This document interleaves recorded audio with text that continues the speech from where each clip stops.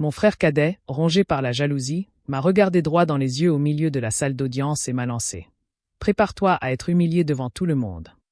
Mes parents, le sourire aux lèvres, ont ajouté. On veut voir ta tête quand tu vas échouer. Assis là, silencieux comme une tombe, au milieu de la foule de journalistes locaux massés dans la salle d'audience du tribunal des faillites de Dallas, je griffonnais frénétiquement des éclairs sur les écrans. La tension était si palpable que j'avais du mal à respirer, jusqu'à ce que le juge marque une pause, lève les yeux et pose une simple question qui a réduit mon frère au silence. Les sourires de mes parents se sont effacés en un instant et leur avocat s'est mis à trembler, tandis qu'un secret me concernant était enfin révélé. Moi, Morgan Mitchell, 35 ans, j'étais assis à la table des accusés lors de cette audience publique en plein centre-ville de Dallas. Mes mains restaient posées fermement sur le parquet froid malgré l'adrénaline qui me submergeait. Ce n'était pas une affaire de faillite comme les autres. C'était un spectacle orchestré par ma famille pour détruire ma réputation aux yeux de toute la ville. Merci d'avoir écouté ce récit de trahison et de justice. J'aimerais savoir d'où vous écoutez aujourd'hui. Êtes-vous en voiture, en route pour le bureau, pendant votre pause, ou vous détendez-vous chez vous? Laissez un commentaire ci-dessous pour que nous restions en contact et partagions ces histoires ensemble. Et si vous êtes déjà conquis, n'oubliez pas de vous abonner à la chaîne, de liker cette vidéo et d'activer les notifications. Cela permet vraiment à ces histoires vraies de toucher un public plus large. Passons à la suite. J'ai rencontré Trevor dès l'instant où il a prononcé ces mots et j'ai senti les murmures se propager dans la salle d'audience exiguë comme une vague. De l'autre côté de l'allée, ma famille était assise à la table des plaignants, jouant la comédie. Mon père, Fred Ellis, arborait la posture rigide qu'il adoptait toujours lors des réunions d'affaires, avec une expression de déception contenue digne d'un prix. À côté de lui, ma mère, Alice, s'essuyait les yeux avec un mouchoir, lentement et délibérément, comme si chaque larme était soigneusement calculée pour un effet maximal. Et Trevor, mon jeune frère, se pencha légèrement en avant, affichant une confiance inébranlable, avec le même sourire suffisant, et annonça à l'Assemblée qu'il avait déjà gagné. Les gradins étaient bondés. Des journalistes locaux du Dallas Morning News et de quelques journaux économiques occupaient les derniers rangs, leurs stylos s'agitant frénétiquement. Quelques visages familiers du cercle social de Highland Park étaient disséminés parmi les inconnus, tous attirés par le spectacle d'une famille influente du secteur immobilier étalant ses problèmes financiers devant le tribunal fédéral des faillites. L'atmosphère était chargée d'une anticipation palpable, de celle qui naît lorsqu'on flaire un scandale mêlant argent et sang. Mon avocate, Valérie Hay, était assise calmement à côté de moi, rangeant quelques dossiers sur la table. Elle ne semblait pas nerveuse. Son tailleur sombre était impeccable. Son expression était concentrée, comme si elle avait déjà assisté à ce genre de scène et savait exactement comment réagir. L'avocate reporta son attention sur la salle lorsque le juge Arlon Brooks entra et prit place. Il approchait la soixantaine et arborait une expression impassible qui laissait deviner son peu de patience pour les drames. L'affaire était lourde, et une procédure de faillite familiale conflictuelle impliquant l'une des agences immobilières les plus réputées de Dallas n'était sans doute pas la façon dont il souhaitait commencer sa matinée. Une fois assis, Gregory Caldwell, leur avocat, du genre à facturer des sommes astronomiques pour faire disparaître les problèmes de ses clients fortunés, se leva. D'un geste assuré, il boutonna sa veste et s'adressa au juge d'une voix grave et tonitruante. « Ah, monsieur le juge, commença-t-il. C'est une affaire familiale déchirante.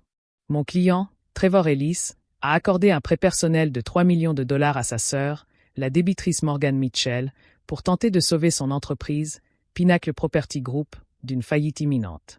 Cet argent était censé couvrir des coûts de développement essentiels et éviter l'abandon de projets en cours. Il marqua une pause, laissant le chiffre faire son chemin. 3 millions de dollars. Pour la plupart des personnes présentes, cela représentait une fortune. Pour ma famille, ce n'était qu'un outil de plus. Caldwell poursuivit son exposé, lentement mais sûrement. L'opération était simple.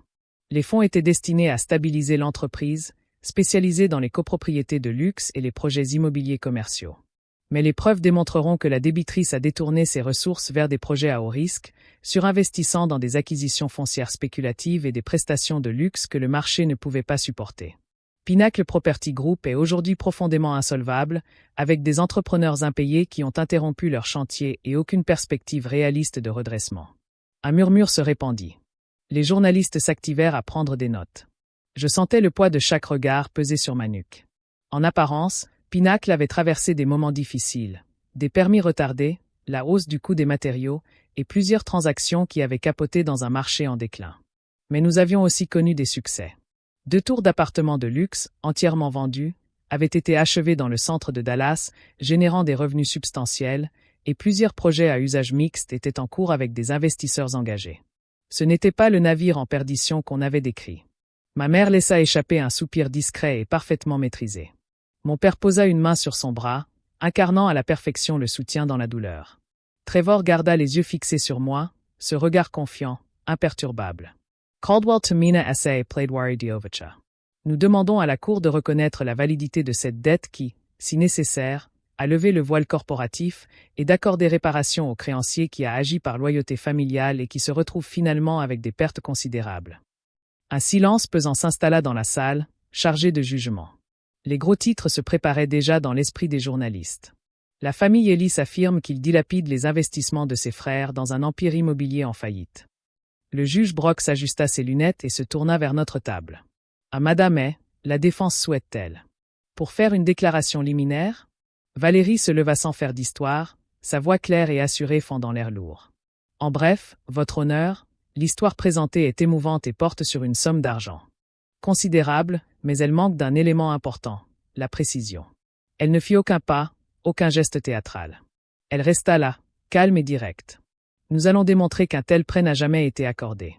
Que Pinnacle Property Group est loin d'être l'entreprise en faillite décrite, avec des projets de développement actifs et rentables et des partenariats solides, et que cette requête n'a rien à voir avec le recouvrement d'une dette. Il s'agit de quelque chose de bien moins noble. LSE Rasset. Les murmures reprirent, plus fort cette fois. Quelques journalistes échangèrent des regards. Mon père se raidit légèrement. L'assurance de Trevor vacilla pour la première fois, remplacée par un rapide coup d'œil à Caldwell. Le juge parcourut le dossier devant lui, l'expression neutre mais attentive. La véritable bataille n'avait même pas encore commencé, mais l'atmosphère était déjà différente, comme si le scénario écrit par ma famille était sur le point de prendre un tournant inattendu. Pour comprendre pourquoi Trevor était tellement jaloux qu'il m'a entraîné dans cette bataille judiciaire publique. Tout a commencé lors de ces dîners de famille dans notre maison de Highland Park, où flottait un parfum d'argenterie et de viande rôtie. Mais les conversations étaient toujours plus acerbes. Nous avons grandi dans une de ces grandes maisons, dans des rues tranquilles bordées de chênes centenaires, où la réussite se mesurait à la capacité de préserver le nom de famille dans le milieu de l'immobilier à Dallas. Mon père dirigeait la division immobilière commerciale du groupe Ellis, gérant d'importants baux de bureaux et des centres commerciaux pour des générations de familles fortunées. C'était un travail stable et prévisible, serrer des mains au club, conclure des contrats de golf, faire croître le portefeuille sans prendre trop de risques. Trevor s'est parfaitement intégré à ce monde dès son plus jeune âge.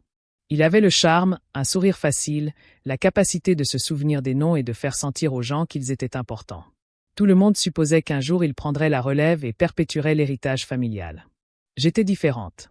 Pendant que Trevor développait son réseau avec les associés de mon père, j'étudiais les tendances du marché, les rapports d'urbanisme et les magazines de décoration de luxe. Je voyais des opportunités dans les projets résidentiels haut de gamme, les appartements avec toit-terrasse. Des immeubles à usage mixte, mêlant logement et commerce d'une manière que les anciens n'avaient pas encore adoptée. Pour moi, ce n'était pas un pari. C'était l'avenir de Dallas, une ville en pleine expansion. Un dimanche soir reste gravé dans ma mémoire. Nous étions assis à la longue table de la salle à manger, les verres en cristal captant la lumière du lustre. J'avais préparé une présentation simple sur mon ordinateur portable, avec des projections, pour une tour d'appartement de luxe dans le quartier d'Uptown, destinée aux jeunes actifs s'y installant. J'avais parlé des délais de construction avant la vente, des rendements potentiels supérieurs à ceux des baux commerciaux traditionnels. Quand j'eus terminé, le silence fut suffisamment long pour être gênant. Mon père posa sa fourchette et me regarda avec ce mélange familier d'amusement et de dédain. « Morgan, ça ressemble à un jeu dangereux, pas à une entreprise pour une jeune femme de notre famille. Tiens-toi à quelque chose de solide. Nous, on gère de l'immobilier. On ne court pas après les projets à la mode qui risquent de s'effondrer à la prochaine crise. » Ma mère acquiesca, and a Justin Son Collier. Exactement. C'est déjà assez risqué comme ça, sans ajouter tous ces équipements de luxe. Et si les acheteurs? Tu n'y viens pas? Trevor se laissa aller dans son fauteuil et sourit. Oui, ma sœur. On dirait plus un jeu de construction qu'une construction solide. Laisse les vraies affaires à ceux qui connaissent le marché. Leurs paroles résonnèrent comme toujours. Désinvoltes, mais profondément blessantes. Ce n'était pas la première fois, et ce ne serait pas la dernière. Il considérait mes idées comme futiles, comme celles d'une fille. Peut-être essayer de lancer le projet avant que je ne trouve un rôle plus approprié, peut-être aider à des événements caritatifs ou soutenir l'ascension de Trevor. Mais à cet instant précis, alors que la critique planait, je sentis une légère pression sur ma main sous la table. Ma grand-mère, Eleanor, la mère de mon père, qui vivait dans une maison plus petite dans la même rue, écoutait discrètement comme d'habitude. Elle ne parlait pas beaucoup lors de ses dîners, mais son regard était toujours attentif. Elle se pencha et murmura juste assez fort pour que je l'entende. « Ne les laisse pas te décourager, ma chérie. Tu as la vision qui leur manque. » Ces petits coups de pouce de grand-mère. Les Eleanor étaient rares mais influentes. Elle avait vu l'entreprise évoluer au fil des décennies et croyait en l'adaptation, même si son fils n'y croyait pas. Son soutien discret m'a permis de tenir le coup alors que les autres me faisaient sentir comme une étrangère chez moi. À la fin de l'année, le schéma était clair. Chaque fois que je proposais un nouveau concept, des caractéristiques durables pour les acheteurs modernes, des partenariats avec des architectes visionnaires, la réponse était toujours la même. Des sourires polis, des doutes dissimulés, et des suggestions comme laquelle je recherchais un poste au marketing ou à l'administration de l'entreprise familiale. Alors, j'ai cessé de partager. Le rejet ne se manifestait pas par des disputes bruyantes. C'était une érosion constante, de celle qui vous épuise à la longue. Trevor se nourrissait de leur approbation, l'absorbant comme un droit acquis. J'ai compris que si je voulais construire quelque chose de concret, je devais le faire sans leur soutien ni leur ingérence. Alors je suis parti, j'ai fait mes valises un week-end où tout le monde était à un gala de charité, j'ai loué un petit bureau en centre-ville et j'ai créé Pinnacle Property Group avec mes économies et un petit prêt aux entreprises. Pas d'argent de famille, pas de filet de sécurité, juste moi, un bureau et la conviction que Dallas était prête pour les projets immobiliers de luxe que j'imaginais. À mes débuts, il s'agissait de prouver que je pouvais me débrouiller seul. Tard dans la soirée, alors que je relisais les plans de réaménagement définitifs à mon bureau, mon téléphone vibra, un courriel du greffe du tribunal. L'objet me glaça le sang. Déclaration de faillite forcée. Pinnacle Properties Group, Debitress, Morgan Mitchell. J'ouvris la pièce jointe et la lus, incrédule. Trevor avait lancé la procédure, l'accusant d'avoir détourné un prêt personnel de 3 millions de dollars pour sauver l'entreprise de la faillite. Le document expliquait en détail comment les fonds étaient destinés à des coûts importants, mais que je les aurais soi-disant mal gérés pour des projets à haut risque, laissant Pinnacle insolvable, avec des dettes croissantes et des projets au point mort. Ces accusations déformaient des faits que je connaissais parfaitement. Elles exagéraient les factures impayées en incluant les dépenses estimées dans les passifs immédiats. Elles ignoraient les ventes réalisées pour les tours achevées, qui avaient rapporté des millions ces derniers trimestres. C'était un tableau soigneusement construit de mon échec, destiné à forcer l'intervention du tribunal avant que je puisse réagir. J'ai immédiatement transmis la demande à Valérie Hay. Elle a répondu en quelques minutes. Nous devons nous rencontrer demain matin. Apportez tous les résumés financiers dont vous disposez. Le lendemain, je suis arrivé tôt à son cabinet, la demande imprimée et annotée dans mon dossier. La salle de conférence de Valérie donnait sur le centre-ville de Dallas, mais la vue n'a rien fait pour apaiser mon angoisse. Nous avons étalé les documents sur la table, relevés bancaires, rapports d'investisseurs, rapports financiers examinés, grand livre de projet. Elle a examiné la demande méthodiquement, soulignant les incohérences. La date du prêt allégué correspond à votre trésorerie la plus solide suite à la clôture de la transaction dans le centre-ville de Dallas. Aucun flux de trésorerie ne correspond au montant et à l'accord joint. Il n'y a pas de clause de garantie standard, ni de calcul des intérêts courus. Pour 3 millions entre frères et sœurs, c'est étrangement laxiste. Nous avons creusé davantage. La requête faisait référence à des litiges spécifiques avec des fournisseurs et à des retards de permis qui n'étaient pas publics. Des chiffres tirés directement de prévisions internes que je n'avais partagées qu'avec la direction. Ce niveau de détail ne provient pas de recherches externes. Valérie a indiqué qu'une personne ayant accès à ces informations les aidait. Blake Harland est arrivé. Il s'en est souvenu. Il avait participé à la coordination précise de ces projections pour les présentations au conseil d'administration. Ses récentes questions sur les fonds de prévoyance semblaient désormais moins innocentes. Nous avons élaboré la stratégie de défense étape par étape. Premièrement, rassembler des preuves solides de solvabilité, des bilans actuels faisant état de réserves importantes, des flux de revenus provenant de lettres de prévente actives de partenaires. Deuxièmement, exiger des audiences probatoires de leur côté, en assignant Trevor à comparaître sur ses comptes personnels et professionnels afin de déceler toute trace du transfert. Valérie a défini les échéances. Nous avons déposé une requête en irrecevabilité rapidement, en soulignant l'absence de dette vérifiable. Nous avons joint des résumés d'analyse ne montrant aucune transaction correspondante. S'ils ne peuvent pas produire de preuve du prêt, l'affaire s'est effondrée. Nous avons discuté des risques.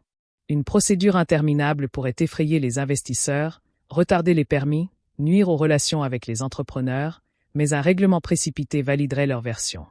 Nous nous battons proprement et avec acharnement, a déclaré Valérie. Exposer les failles, les forcer à prouver ce qu'ils prétendent. L'après-midi même, nous avions un plan clair. Recueillir les témoignages des principaux partenaires confirmant qu'aucune famille n'était impliquée dans financement. Préparer des rapports d'experts détaillant les flux de trésorerie. Examiner toutes les communications afin de déceler toute anomalie. Les soupçons de complicité interne se faisaient de plus en plus pressants. L'application semblait trop axée sur la précision. Comment Trevor aurait-il pu connaître des chiffres exacts à partir d'ébauches inachevées? Les questions persistaient tandis que je me garais dans le garage du bureau. Les réponses viendraient, mais il nous fallait d'abord nous barricader. Le vrai travail ne faisait que commencer. Les jours suivants se déroulèrent sous une pression constante et entre réunions à huis clos chez Pinacle. Je m'efforçais de maintenir ma routine aussi normale que possible. Arrivée en avance, réunions quotidiennes régulières et examen des photos prises sur le chantier par les entrepreneurs. Mais intérieurement, je les observais tous avec une intensité nouvelle. Le bureau avait toujours été comme une seconde maison, un lieu où l'équipe partageait un café et célébrait les réussites. Désormais, il était lourd d'un poids silencieux. On levait les yeux à mon passage. Les conversations s'interrompaient une fraction de seconde de trop. La nouvelle du procès s'était répandue et personne ne savait vraiment comment réagir. Blake était assis à sa place habituelle près de la fenêtre, manipulant des échéanciers sur ses deux écrans. Il avait été fiable dès le premier jour, toujours le premier à proposer des rapports supplémentaires, prompt à trouver des solutions en cas de retard. C'est pourquoi ces petits changements ont attiré mon attention. Il a commencé à poser plus de questions sur les fonds de réserve pour la phase de rénovation, des choses dont il n'aurait normalement pas besoin pour son poste. Il imprimait plus de documents que d'habitude et les emportait seul à la photocopieuse. J'ai commencé à surveiller discrètement, en conservant des copies des courriels qu'il envoyait pour demander des prévisions de trésorerie détaillées, en notant les eurodatages des accès aux lecteurs partagés tard dans la nuit. L'assistante juridique de Valérie a aidé à extraire des journaux anonymes qui révélaient une activité inhabituelle sur les fichiers liés à l'appel d'offres du partenariat avec la ville. La pression augmentait de jour en jour. Les fournisseurs appelaient pour vérifier l'état des paiements, inquiets des rumeurs qui circulaient dans le secteur. Les partenaires envoyaient des courriels pour avoir des nouvelles de la stabilité. Je répondais par des assurances calmes, tandis que mon esprit s'emballait et envisageait les pires scénarios. Mon sommeil n'était plus qu'un fragment de pensée tournant autour du qui et du pourquoi. Pour confirmer la situation sans baisser les bras, j'ai introduit un détail crédible, mais faux, lors d'un appel avec la direction. J'ai mentionné que je préparais des documents de contingence pour les actifs du réaménagement, y compris hors site. Il s'agissait d'un stockage dans un nouvel entrepôt que nous avions sécurisé en Floride. Cela semblait être une gestion des risques classique. Rien d'alarmant, juste une planification prudente compte tenu du contexte juridique. Le groupe a accepté sans résistance. Des notes ont été prises. La discussion s'est ensuite orientée vers la possibilité de mise à jour. 48 heures plus tard, Valérie a appelé. Il venait de déposer une demande urgente de protection des actifs. Lisez. Paragraphe 7. J'ai ouvert le fichier joint. Voilà. C'était une demande visant à empêcher le retrait ou le transfert de matériel essentiel au projet vers l'entrepôt floridien en attendant une décision de justice. Les mots m'ont glacé le sang. J'avais prononcé exactement les mêmes mots lors de la conversation. Aucun document public ne mentionnait la Floride. Seules les personnes présentes lors de cette conversation étaient au courant. Valérie et moi l'avons examiné immédiatement. Le timing est révélateur. Elle a dit qu'ils agissaient trop vite pour autre chose qu'une diffusion en direct. Nous avons soigneusement constitué le dossier. Nous avons conservé l'enregistrement de l'appel avec les eurodatages. Nous avons rassemblé les listes de diffusion montrant qui avaient reçu le résumé. Nous avons récupéré les métadonnées des consultations de fichiers correspondant au libellé de la demande. Nous avons recueilli les déclarations des autres participants confirmant qu'ils n'en avaient pas discuté à l'extérieur. La tension était palpable au bureau. La situation s'aggravait. Les membres de l'équipe ressentaient la tension accrue que suscitaient mes questions, et je commençais à utiliser l'armoire verrouillée. Je détestais cette méfiance. J'avais reçu une éducation stricte, mais protéger des années de travail était plus important. Le comportement de Blake changea encore. Il arrivait plus tôt, partait plus tard et évitait mon regard lors des points réguliers. Quand je l'ai surpris à fermer rapidement un onglet de navigateur à l'approche du milieu de la semaine, les preuves étaient irréfutables. Corrélation directe entre l'accès interne et leurs documents. La référence à la Floride était l'élément décisif. Aucune coïncidence ne pouvait l'expliquer. Nous avons tout classé en preuves, journaux de bord, courriels, comparaison de requêtes et déclarations sous serment. Valérie a préparé des pièces complémentaires pour présenter le schéma sans tout dévoiler. L'audience approchait, la pression était à son comble, mais pour la première fois, les preuves me semblaient solides. Tout s'était mis en place. Le matin de l'audience, le soleil de Dallas tapait fort lorsque je suis entré dans le tribunal fédéral exigu. Les gradins étaient plus bondés que prévu. Des journalistes économiques locaux occupaient plusieurs rangées, carnets à la main. Des collègues du secteur immobilier étaient assis, éparpillés parmi les curieux. Les flashs des appareils photo avaient été bloqués par les agents de sécurité, mais les téléphones étaient sortis pour immortaliser la scène sur les réseaux sociaux. Valérie marchait à mes côtés, sa mallette contenant nos preuves. Nous avons pris place à la table de la défense. De l'autre côté de l'allée, ma famille était assise, calme. Mon père, Fred, gardait son dos droit habituel, le visage impassible. Ma mère, Alice, tenait un mouchoir, les yeux déjà pétillants. Trevor se pencha légèrement en arrière, les bras croisés, affichant cette assurance qui lui était familière. Gregory Caldwell se leva dès que le juge annonça sa plaidoirie finale. Il résuma la demande avec aisance, insistant sur le prêt présumé de 3 millions de dollars et les difficultés financières supposées de Pinnacle. Il décrivit une mauvaise gestion, des projets au point mort et des créanciers en danger, et exigea une aide immédiate pour protéger la dette présumée. La salle écoutait attentivement. Quelques têtes acquiescèrent dans le public. L'expression de mon père demeura stoïque, mais je sentis sa mâchoire se crisper légèrement. Valérie resta un instant à l'écart, attendant notre tour. Le juge écouta. Sans interruption, il feuilletait de temps à autre les mémoires et documents préalablement déposés. Lorsque Gregory eut terminé et s'assit, le juge Arlon Brooks se pencha en avant et retira lentement ses lunettes. Il parcourut du regard une page du classeur devant lui, fronçant les sourcils comme pour confirmer une observation antérieure.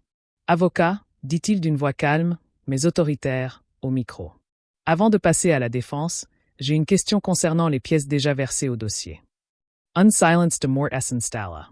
Gregory se leva, à moitié dans l'attente. Le juge Brooks s'adressa directement à moi. À Madame Mitchell et Pinnacle Property Group, actuellement le principal promoteur d'un partenariat public-privé avec l'État du Texas pour la réhabilitation du vieux quartier riverain du centre-ville. Un contrat d'une valeur de plus de 100 millions de dollars sur 5 ans. La question fit l'effet d'un coup de tonnerre. Des murmures s'élevèrent aussitôt. Les journalistes écrivirent frénétiquement. Mon père se raidit visiblement. Trevor relâcha ses bras de la croix et devint livide. Je me levai et continuai. Ma voix était assurée. Oui, votre honneur. Le contrat nous a été attribué il y a 6 mois à l'issue d'un appel d'offres. Le financement de la phase 1 est déjà bouclé et les travaux devraient débuter le trimestre prochain. Le juge acquiesça et se tourna vers Gregory. Monsieur Caldwell, votre requête décrit la société des torts comme insolvable et sans projet viable. Or, les éléments de preuve préalablement déposés contiennent des annonces publiques concernant ce partenariat. Monsieur, comment conciliez-vous votre volonté de prendre le contrôle d'une entreprise activement engagée dans un projet de développement de cette envergure, soutenu par le gouvernement? Gregory resta immobile et craqua pour la première fois. Votre honneur, nos informations indiquent que le projet est compromis par l'instabilité financière du débiteur. Le juge l'interrompit d'une voix douce mais ferme. Une instabilité attestée par un prêt que votre client ne peut justifier par aucun acte de cession, Valérie Rose. Ensuite, votre honneur, si je peux me permettre de répondre aux préoccupations du tribunal. Le juge lui fit signe d'avancer. Elle présenta calmement les éléments de preuve préparés. Premièrement, la fréquence des accès non autorisés aux journaux d'accès révélant l'apparition irrégulière de fichiers internes, ce qui correspond exactement aux détails de l'heure. Les documents déposés. Puis, les images de référence de Floride, côte à côte, constituent une note de contingence interne, contrairement à leur formulation. Cette information n'a été partagée que lors d'une conversation restreinte avec la direction. Sa présence dans le dossier du plaignant prouve une divulgation non autorisée au sein de Pinnacle. Un silence gêné parcourut la salle. Trevor pâlit. Ma mère s'essuya les yeux plus rapidement, mais ses larmes avaient changé d'aspect. L'expression du juge se durcit tandis que Valérie poursuivait. Indépendamment de la fuite, nos résumés financiers faisaient état de réserves importantes, de produits de vente réalisés et de sources de financement sécurisées. Le prêt en question ne correspondait à aucune transaction sur aucun compte. Mais la révélation la plus importante survint lorsque Valérie présenta une analyse approfondie des actifs de la famille. Votre honneur, le dépôt de ce dossier coïncide avec les déficits importants du portefeuille commercial du groupe Ellis, perte due à un projet de centre commercial surendetté qui a mal tourné l'année dernière. Mon père releva brusquement la tête. Un silence de mort s'installa dans la salle. Valérie exposa les chiffres de manière neutre. Les documents publics et les comptes rendus d'audience révélaient la faille que mon père avait tenté de dissimuler discrètement. La déclaration de faillite n'était pas qu'une question de contrôle. C'était une tentative de se défausser de ses responsabilités, de faire de Pinacle le bouc émissaire de fonds qui disparaissaient ailleurs. Au fond de la salle, grand-mère Hélène Lanard, les mains serrées sur les genoux, les yeux embués, observait la fierté et la tristesse se mêler sur son visage. Elle avait été témoin des échecs familiaux pendant des décennies, mais me voir les affronter insuffla une force tranquille à son expression. Le juge écoutait sans interruption, son visage se faisant plus grave à chaque image.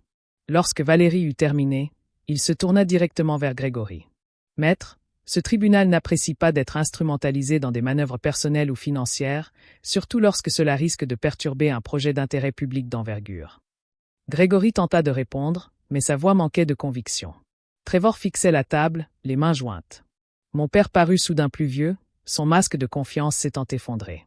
L'atmosphère avait complètement changé. Ce qui avait commencé comme une démonstration de force se défaisait peu à peu.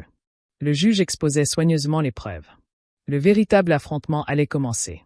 Lorsque le juge abaissa le marteau pour prononcer la décision finale, un silence de mort s'abattit sur la salle d'audience. Le juge Arlon Brox parla d'une voix d'autorité mesurée. Ce tribunal constate que la requête en faillite forcée a été déposée de mauvaise foi, étayée par des allégations non fondées et des preuves de mauvaise conduite. La requête est rejetée avec préjudice, ce qui signifie qu'aucune nouvelle requête fondée sur ces allégations ne sera jamais autorisée. Un murmure d'étonnement parcourut les tribunes.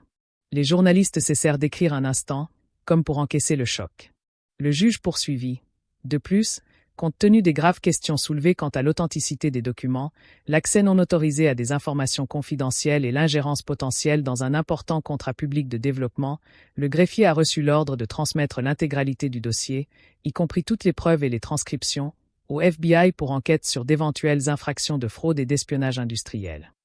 Le visage de mon père se figea. Trevor serra le bord de la table à s'en blanchir les jointures. Ma mère enfouit son visage dans ses mains, les épaules tremblantes. Mais cette fois, il n'y avait plus de comédie. Les conséquences se déroulèrent rapidement au cours des mois suivants. Les enquêteurs fédéraux agissaient promptement. Trevor et mon père furent inculpés et risquaient des peines de prison, des amendes considérables de plusieurs millions de dollars et la révocation définitive de leur licence immobilière au Texas. La réputation du groupe Ellis dans les cercles de Dallas s'effondra. Les associés se retirèrent et les invitations cessèrent d'affluer. Ce qui avait été un nom prestigieux dans le milieu des affaires locales devint synonyme de scandale. J'observais la scène de loin, désormais étrangère à ce monde. Ce jour-là, devant le palais de justice, le soleil éclatant avait quelque chose de différent, de purificateur. Grand-mère Éléanore m'attendait près des marches. Ses yeux étaient rouges, mais rayonnaient de fierté. Je me suis dirigé droit vers elle et les serré dans mes bras, dans la plus longue étreinte que nous ayons jamais partagée. « Merci », ai-je murmuré. « Tu as été la seule à croire en moi quand c'était le plus important. » Elle me serra plus fort. « J'ai toujours su que tu étais spéciale, ma chérie. Tu as prouvé le contraire aujourd'hui. » Nous sommes restés là longtemps, le brouhaha des journalistes qui partaient s'estompant autour de nous. Plus tard dans la semaine, j'ai pris ma décision, définitive. Plus aucun contact avec mes parents ni avec Trevor. Aucune explication, aucune seconde chance. La trahison avait été trop totale, trop préméditée. J'ai changé de numéro, mis à jour les protocoles de sécurité de mon bureau et me suis tourné vers l'avenir. Grâce aux fonds provenant du contrat de réaménagement du Texas, désormais pleinement sécurisé et investi, j'ai créé le fonds de justice pour la famille Ellis. Et il ne s'agissait pas de conserver un nom pour la gloire. La Fondation accorde des bourses à des jeunes issus de situations familiales difficiles, offre une assistance juridique gratuite à ceux qui subissent des injustices à la maison, ainsi qu'un soutien temporaire au logement pour des adolescents ayant besoin d'un endroit sûr pour se reconstruire. Je voulais aider les jeunes qui ont grandi en se sentant seuls au sein de leur propre famille, ceux qui ont été ignorés, rejetés ou traités avec favoritisme. Ceux qui avaient besoin que quelqu'un leur dise « Tes idées comptent. Tu peux tracer ton propre chemin. » La cupidité et la jalousie peuvent déchirer même les familles les plus riches de l'intérieur. Je l'ai vu de près, la quête du contrôle et le besoin de dissimulation ont détruit les derniers liens qui subsistaient. J'ai choisi de prendre ce que j'avais vécu et de le transformer en espoir pour les autres. De leur offrir les outils que j'aurais aimé avoir plus tôt. Des ressources, un accompagnement et la possibilité de se tenir debout sans regarder en arrière.